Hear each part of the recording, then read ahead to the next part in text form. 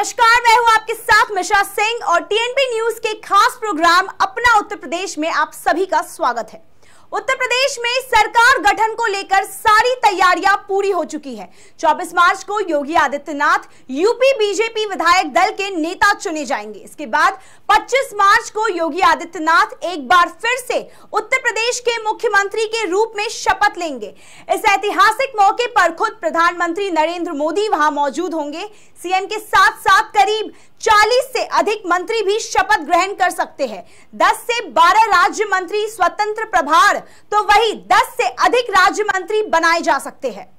योगी आदित्यनाथ 25 मार्च को सीएम पद की शपथ लेंगे। इससे पहले सीएम योगी ने विधान परिषद से इस्तीफा दे दिया। वे इस बार गोरखपुर सदर सीट से विधायक चुने गए हैं। दरअसल 2017 विधानसभा चुनाव के बाद योगी आदित्यनाथ को विधायक दल का नेता चुना गया था। वे तब गोरखपुर से सांसद थे। ऐसे में उन्होंने सांसद पद से इस्तीफा दे दिया था और 8 सितंबर 2017 को निर्विरोध विधान परिषद चुनाव जीत गए थे।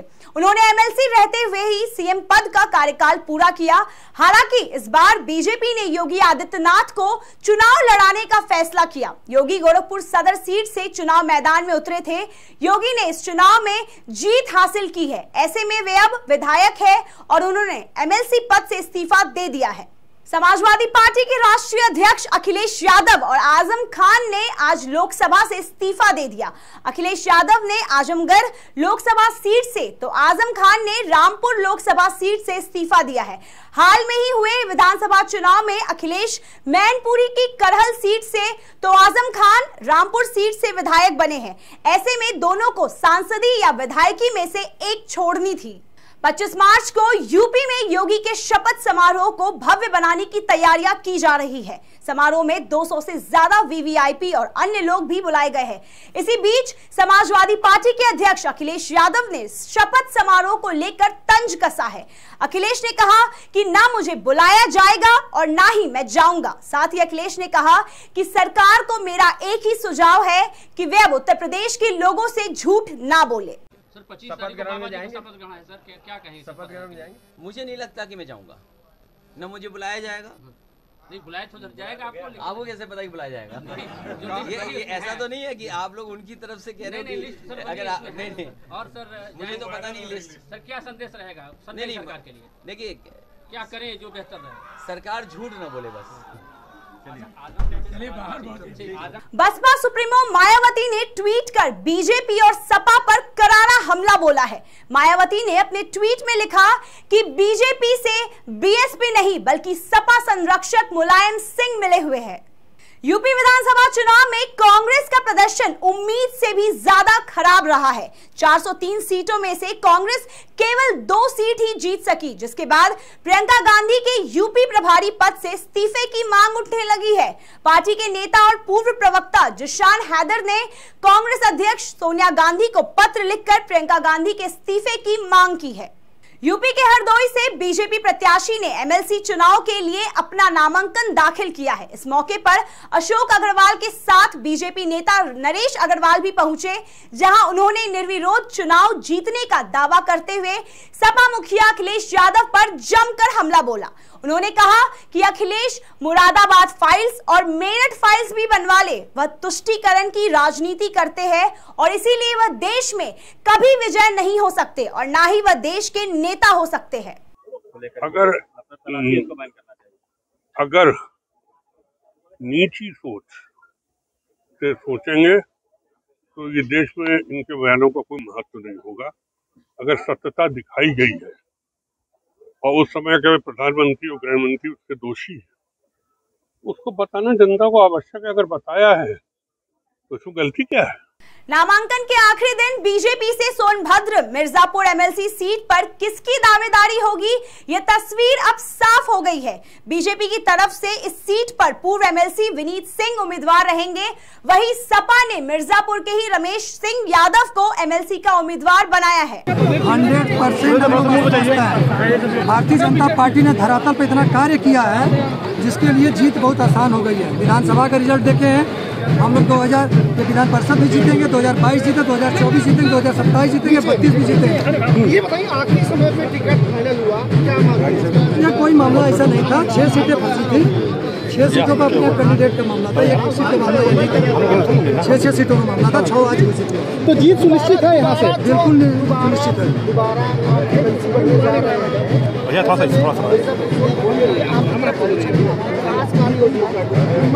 खास कार्य योजना जो जनता का मांग रहेगा भरपूर कोशिश किया जाएगा उसे पूर्ण करने। ठीक है, थैंक यू भैया। वक्त हो चुका है एक छोटे से ब्रेक का। ब्रेक के उस पार खबरों का सिलसिला यूं ही जारी रहेगा। TNP न्यूज एक हिंदी भाषी न्यूज चैनल है। TNP ग्रुप का मूल उद्देश्य ग्रामीण क्षेत्र के युवाओं को पत्रकारिता का ज्ञान और कौशल प्रदान करना है। अधिक जानकारी के लिए विजिट करें हमारी वेबसाइट tnpnews.in या graminreporter.com।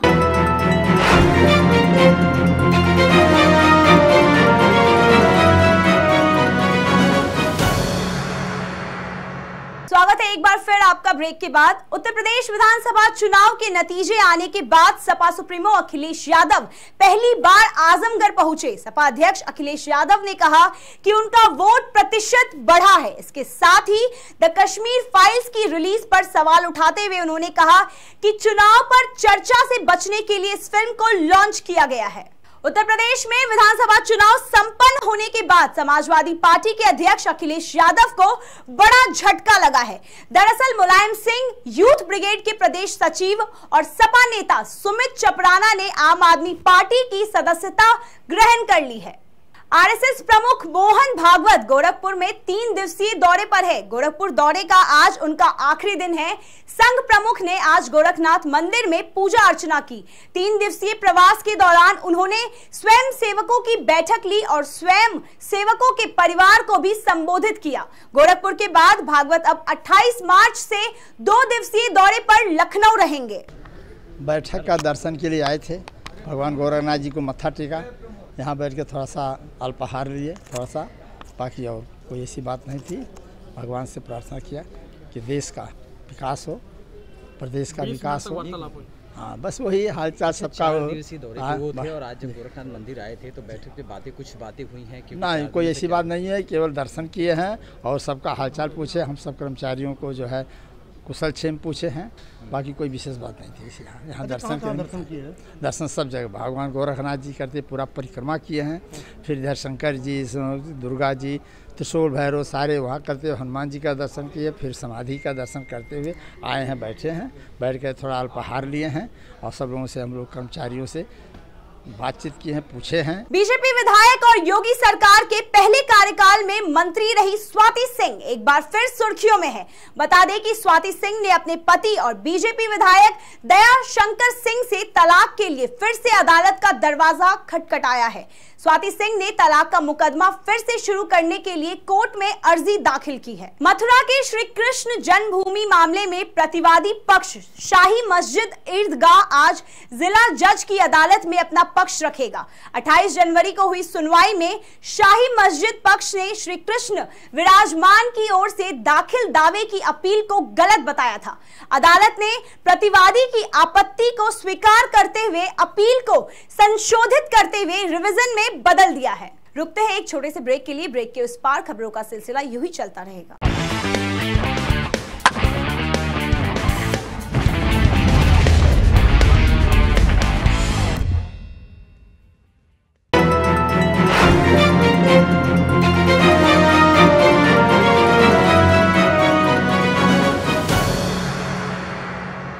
स्वागत है आपका ब्रेक के बाद। बढ़ते हैं खबरों की ओर।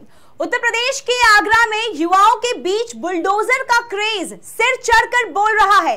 ताज नगरी के हिंदू और मुस्लिम युवा अपने शरीर पर कार्यवाहक मुख्यमंत्री योगी आदित्यनाथ और बुलडोजर का टैटू बनवा रहे हैं।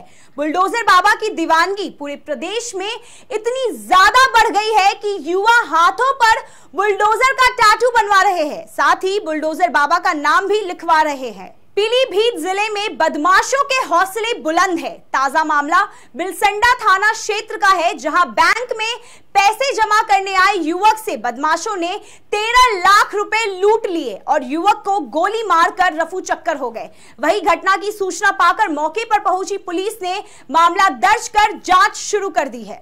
यह गोली भी चली है, क्या है मामला, किस कंडीशन में है? अभी एक बरखेड़ा CSC से एक पेशेंट यहाँ एडमिट हुआ है इमरजेंसी में। वो जो है उसको लेफ्ट लेग में जो है गन शॉट इंजरी का केस है और उसका ट्रीटमेंट जो है वहाँ भी कुछ किया है, फर्स्ट एड दे दी गई है और यहाँ हम पूरा ट्रीटमेंट कर रहे हैं। हड्डी वाले डॉक्टर साहब ने देख लिया है, उनको एक्सरे वगैरह करा रहे हैं। बाकी पेशेंट की कंडीशन नॉर्मल है, कोई ऐसी चिंता वाली बात नहीं है। कोई मिर्च भी है आंखों में? और बाकी जो है ट्रीटमेंट कर रहे हैं, आउट ऑफ डेंजर। मिर्च भी है आंखों में? कुछ आंखों में मिर्च भी यहाँ पड़ी हुई है, मिर्च आंखों में, सर में मिर्च भी, पिसी हुई मिर्च पाउडर पड़ा हुआ है। क्या बता रहे हैं, क्या क्या घटना हो गई? अब घटना के बारे में तो हमें ज्यादा जानकारी नहीं है, पर जो कंडीशन मरीज की है उसके बारे में हम बता रहे हैं। यूपी के एटा जिले में बाइक और ऑटो की भीषण टक्कर हो गई। हादसे में 2 लोगों की मौत हो गई है, जबकि आधा दर्जन लोग गंभीर रूप से घायल हो गए। वहीं घटना की सूचना मिलते ही पुलिस तुरंत घटनास्थल पर पहुंची और शव को पोस्टमार्टम के लिए भेजा। साथ ही घायलों को जिला अस्पताल में भर्ती कराया। यूपी के संभल में एक युवक की निर्मम हत्या कर दी गई। बता दें कि इस घर में चोरी के इरादे से घुसे युवक को गांव वालों ने पकड़ लिया और पीट कर मौत के घाट उतार दिया, जिसकी सूचना मिलते ही पुलिस मौके पर पहुंची और शव कब्जे में लेकर पोस्टमार्टम के लिए भेजा।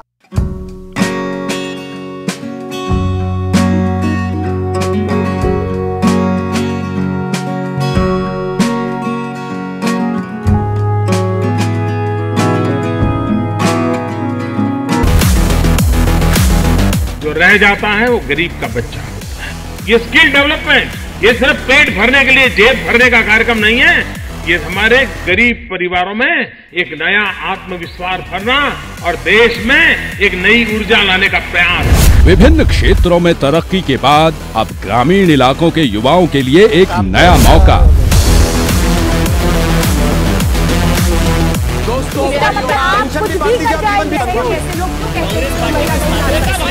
क्या आप एक एंकर बनना चाहते हैं? क्या आप एक अवसर की तलाश कर रहे हैं? हमें तलाश है नए जोश, नए टैलेंट से भरपूर नौजवानों की। आई dream of a digital India.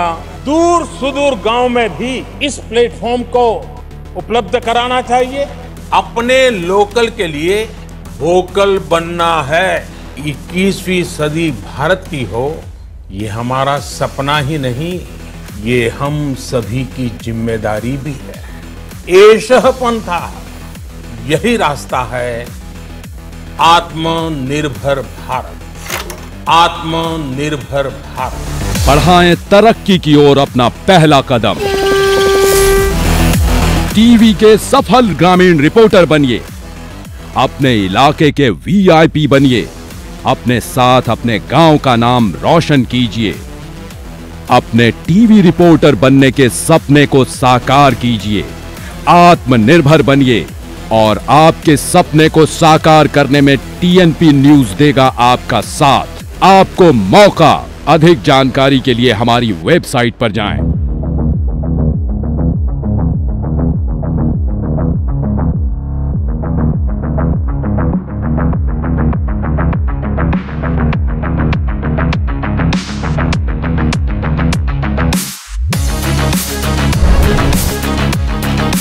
आपके सपने को साकार करने में हम करेंगे आपका सहयोग।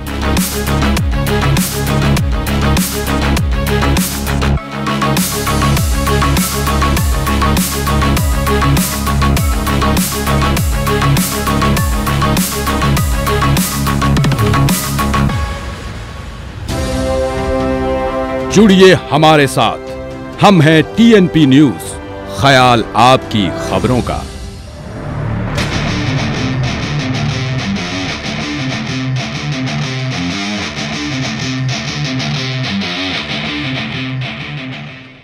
आगे की तमाम खबरें देखने के लिए बने रहिए टीएनपी न्यूज के साथ और हमारे चैनल को लाइक, कमेंट, सब्सक्राइब जरूर करें और ताजा अपडेट्स के लिए www.tnpnews.in पर जाएं।